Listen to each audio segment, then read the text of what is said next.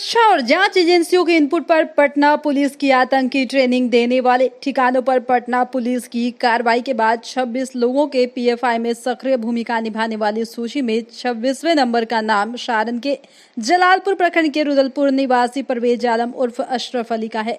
जलालपुर प्रखंड के रुदलपुर निवासी परवेज आलम उर्फ अशरफ अली मढ़ौरा अंचल के हरपुर रामपुर मध्य विद्यालय में शिक्षक के रूप में कार्यरत है। पीएफआई के खिलाफ हुई हालिया कार्रवाई को परवेज ने बीजेपी और आरएसएस को साजिश करके इस तरह का नैरेटिव फैलाने का आरोप मर दिया है। गतिविधियों में शामिल है। एक्चुअली में संगठन को तो हमेशा बदनाम किया जाता रहा है, क्योंकि पीएफआई जो है minority SC ST OBC minority वंचित समाज के लिए उत्थान का ये काम करती है, जिसमें ख़ास तौर से मुस्लिमों के उत्थान का ये काम करती है। इस वजह से इसको हमेशा टारगेट किया जाता रहा है।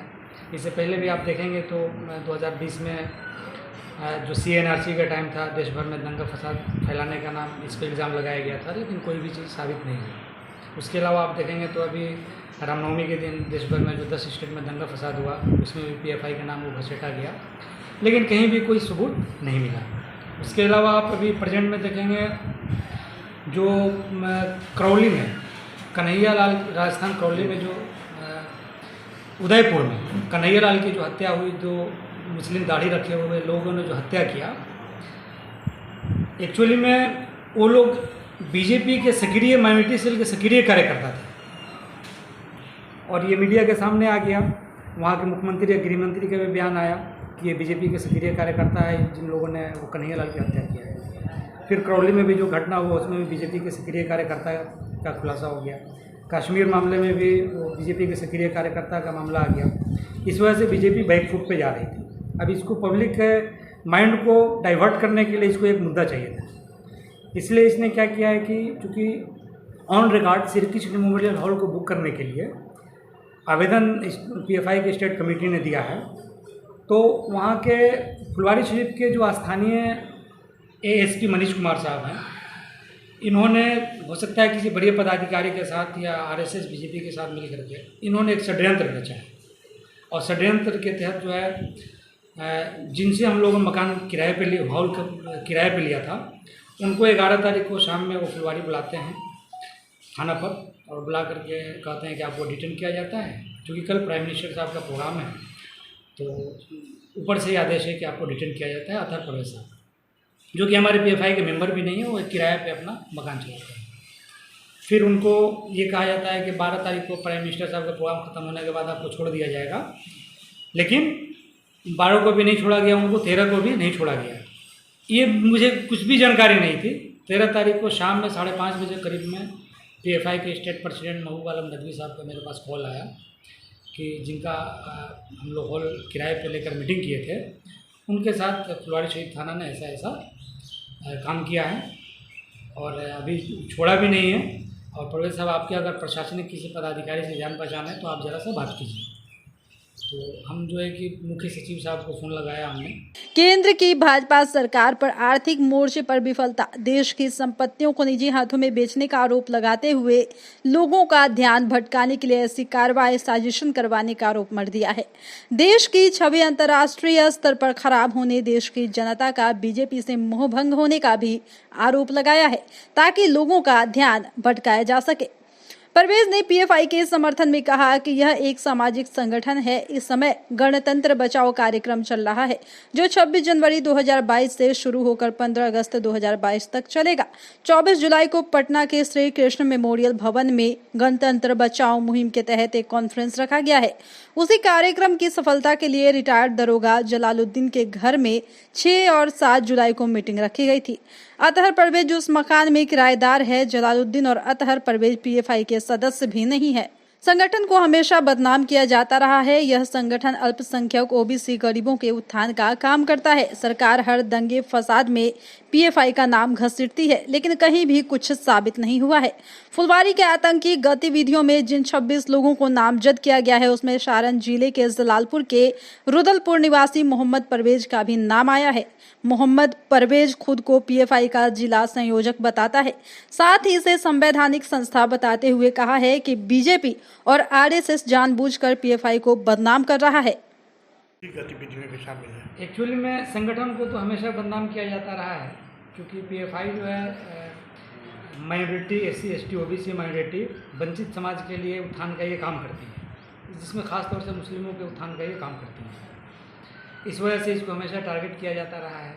इससे पहले भी आप देखेंगे तो 2020 में जो CNRC का टाइम था, देश भर में दंगा फसाद फैलाने का नाम इस पर इल्ज़ाम लगाया गया था, लेकिन कोई भी चीज़ साबित नहीं हुई। उसके अलावा आप देखेंगे तो अभी रामनवमी के दिन देश भर में जो 10 स्टेट में दंगा फसाद हुआ, उसमें भी PFI का नाम वो घसीटा गया, लेकिन कहीं भी कोई सबूत नहीं मिला। उसके अलावा आप अभी प्रेजेंट में देखेंगे जो करौली में कन्हैया लाल, राजस्थान करौली में जो उदयपुर में कन्हैया लाल की जो हत्या हुई, जो मुस्लिम दाढ़ी रखे हुए लोगों ने जो हत्या किया, एक्चुअली में वो लोग बीजेपी के सक्रिय माइनॉरिटी सेल के सक्रिय कार्यकर्ता थे, और ये मीडिया के सामने आ गया। वहाँ के मुख्यमंत्री या गृह मंत्री का भी बयान आया कि ये बीजेपी के सक्रिय कार्यकर्ता है जिन लोगों ने वो कन्हैया लाल की हत्या किया है। फिर करौली में भी जो घटना हुआ उसमें भी बीजेपी के सक्रिय कार्यकर्ता का खुलासा हो गया। कश्मीर मामले में भी वो बीजेपी के सक्रिय कार्यकर्ता का मामला आ गया। इस वजह से बीजेपी बैकफुट पे जा रही थी। अब इसको पब्लिक माइंड को डाइवर्ट करने के लिए इसको एक मुद्दा चाहिए था, इसलिए इसने क्या किया है कि चूँकि on record Shri Krishna memorial hall को बुक करने के लिए आवेदन PFI के स्टेट कमेटी ने दिया है, तो वहाँ के फुलवारी शरीफ के जो स्थानीय ASP मनीष कुमार साहब हैं, इन्होंने हो सकता है किसी बड़े पदाधिकारी के साथ या RSS BJP के साथ मिल करके इन्होंने एक षड्यंत्र रचा है, और षड्यंत्र के तहत जो है जिनसे हम लोगों ने मकान किराए पे लिया, हॉल किराए पे लिया था, उनको 11 तारीख को शाम में वो फुलवारी बुलाते हैं थाना पर, और बुला करके कहते हैं कि आपको डिटेन किया जाता है, क्योंकि कल प्राइम मिनिस्टर साहब का प्रोग्राम है, तो ऊपर से ही आदेश है कि आपको डिटेन किया जाता है अतः परवेज साहब, जो कि हमारे PFI के मेंबर भी नहीं है, वो एक किराए पे अपना मकान चलाते हैं। फिर उनको ये कहा जाता है कि 12 तारीख को प्राइम मिनिस्टर साहब का प्रोग्राम ख़त्म होने के बाद आपको छोड़ दिया जाएगा, लेकिन 12 को भी नहीं छोड़ा गया, उनको 13 को भी नहीं छोड़ा गया। ये मुझे कुछ भी जानकारी नहीं थी। 13 तारीख को शाम में 5:30 बजे करीब में PFI के स्टेट प्रेसिडेंट महबूब आलम नदवी साहब का मेरे पास कॉल आया कि जिनका हम लोग हॉल किराए पे लेकर मीटिंग किए थे, उनके साथ फुलवारी शरीफ थाना ने ऐसा ऐसा काम किया है और अभी छोड़ा भी नहीं है। और परवेज साहब, आपके अगर प्रशासनिक किसी पदाधिकारी से जान पहचान है तो आप ज़रा सा बात कीजिए। तो हम जो है कि मुख्य सचिव साहब को फ़ोन लगाया हमने। परवेज आलम, रुद्रपुर, जलालपुर। मेरा नाम जो उसमें आया है, एक्चुअली में PFI का मैं डिस्ट्रिक्ट कोऑर्डिनेटर है और PFI एक सामाजिक संगठन है। अभी गणतंत्र बचाओ मुहिम चला है, जो कि नेशनल कैंपेन चला है। ये PFI 26 जनवरी 2022 को स्टार्ट किया है और 15 अगस्त 2022 तक पूरे देश भर में ये कैंपेन चलेगा। उसी कैंपेन के तहत बिहार के श्री कृष्ण मेमोरियल हॉल में 24 जुलाई को गणतंत्र बचाओ मुहिम के तहत एक कॉन्फ्रेंस रखा गया, जिसके लिए स्टेट कोऑर्डिनेटर की तरफ से श्री कृष्ण मेमोरियल हॉल को बुक करने के लिए आवेदन भी दिया गया है।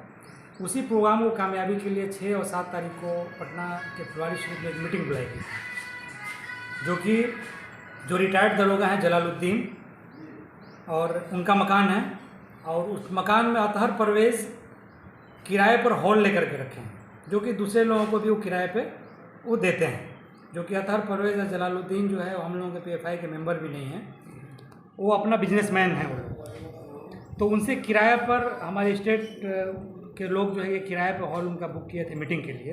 तो 6 और 7 तारीख की मीटिंग में मैं भी शामिल हुआ था, ताकि 24 जुलाई वाला जो प्रोग्राम है उसको कामयाब बनाया जा सके। इस वजह से वहाँ CCTV फुटेज भी लगा हुआ है, तो हो सकता है इस वजह से भी मेरा नाम उसमें क्या लगता है इस नाम आने के पीछे क्या कारण है कि आपके संगठन अब पल पल की खबरों से रहेंगे अपडेट। इसके साथ ही अगर आपने अभी तक चैनल को सब्सक्राइब नहीं किया है तो कृपया कर लें और वीडियो अच्छा लगने पर लाइक और शेयर जरूर करें।